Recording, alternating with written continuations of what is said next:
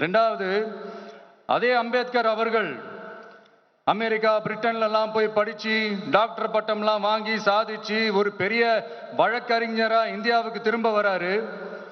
அப்போ மும்பைக்கு பக்கத்துல ஒரு கிராமத்துக்கு அவரை கூப்பிடுறாங்க. அப்போ அவர் ஒரு அரசாங்க பொறுப்புல இருக்கிறாரு. அந்த கிராமத்துக்காரங்க ஒரு வண்டியை ஒன்று ஏற்பாடு பண்ணி அவரை கூட்டிட்டு வரணும்னு நினைக்கிறாங்க. ஆனா அந்த வண்டி ஓட்டுறவரு அவருக்கு சமமா உட்காந்து வண்டி ஓட்டுறதுக்கு யோசிக்கிறாரு, மறுக்கிறாரு.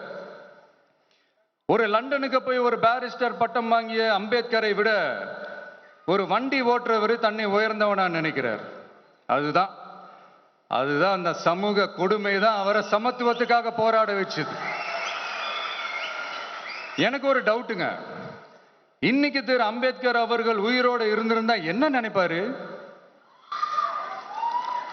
இன்னைக்கு இருக்கிற நம்ம இந்தியாவை பார்த்து அவர் பெருமைப்படுவாரா, இல்ல வருத்தப்படுவாரா, இல்ல அப்படியே வருத்தப்பட்ட எதை நினைச்சு வருத்தப்படுவாரு?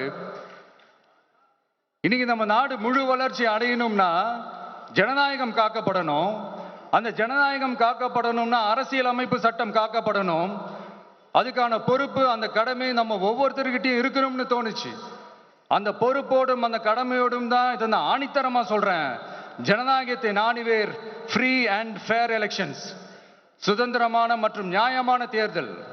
தேர்தல் நியாயமா நடக்கலன்னு நான் சொல்ல வரல, பட் சுதந்திரமாகவும் நியாயமாகவும் தான் தேர்தல் நடக்குது அப்படிங்கிற அந்த அசைக்க முடியாத நம்பிக்கை நம்ம ஒவ்வொரு இந்தியனுக்கும் இருக்கணும்னு தோணுச்சு.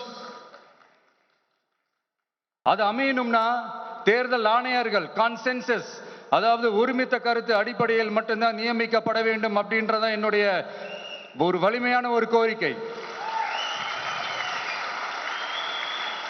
ரெண்டாவது, ஏப்ரல் 14 அண்ணல் அம்பேத்கர் அவர்களுடைய பிறந்த நாள்.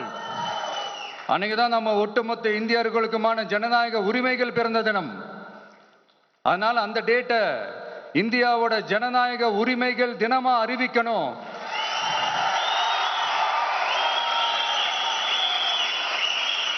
அப்படின்றத என்னுடைய இன்னொரு தாழ்மையான ஒரு வேண்டுகோள். அது இந்திய ஒன்றிய அரசிடம் நான் முன்வைக்கிறேன்.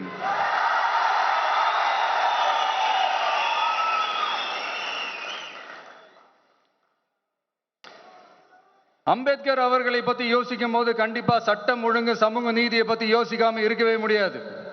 இன்னைக்கும் மணிப்பூர்ல என்ன நடக்குதுன்னு நம்ம எல்லாருக்குமே தெரியும். ஆனா அதை பத்தி கொஞ்சம் கூட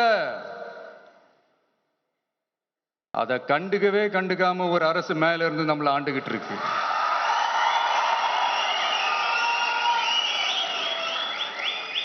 சரி, அங்கதான் அந்த அரசு அப்படி இருக்குன்னா இங்க இருக்கிற அரசு எப்படி இருக்கு?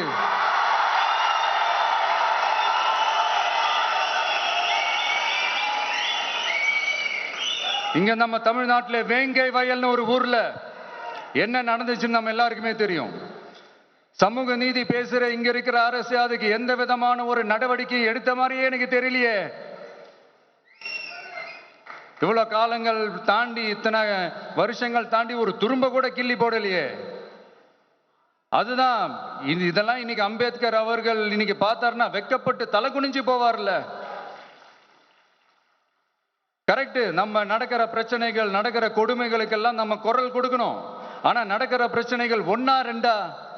பெண் குழந்தைகளுக்கு எதிரா, பெண்களுக்கு எதிரா, ஏன் மனித உயிர்களுக்கு எதிரா? இதெல்லாம் நம்ம பார்க்கிறோம், படிக்கிறோம், மற்றவங்க கிட்ட இருந்து கேட்டு தெரிஞ்சுக்கிறோம். இதுக்கெல்லாம் ஒரு நிரந்தரமான ஒரு தீர்வு என்ன தெரியுமா? ரொம்ப சிம்பிள் தான். நம்ம தமிழ்நாட்டு மக்களுக்கு தேவையான அடிப்படை வசதிகளை பாதுகாப்புடன் முறையாக முழுமையாக அளிக்கும், மக்களை உண்மையாகவே நேசிக்கிற ஒரு நல்ல அரசு.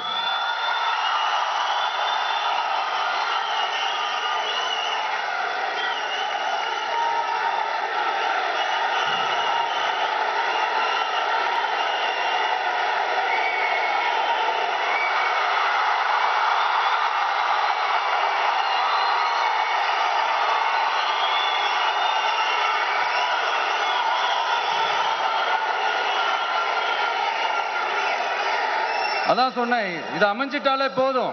அதான் ரொம்ப சிம்பிள்னு சொன்னேன்.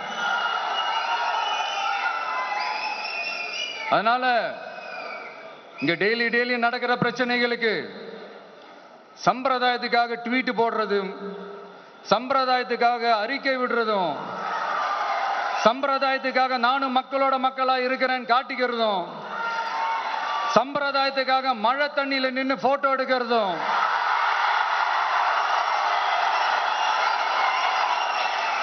எனக்கு அதுல கொஞ்சம் கூட உடன்பாடே இல்லை.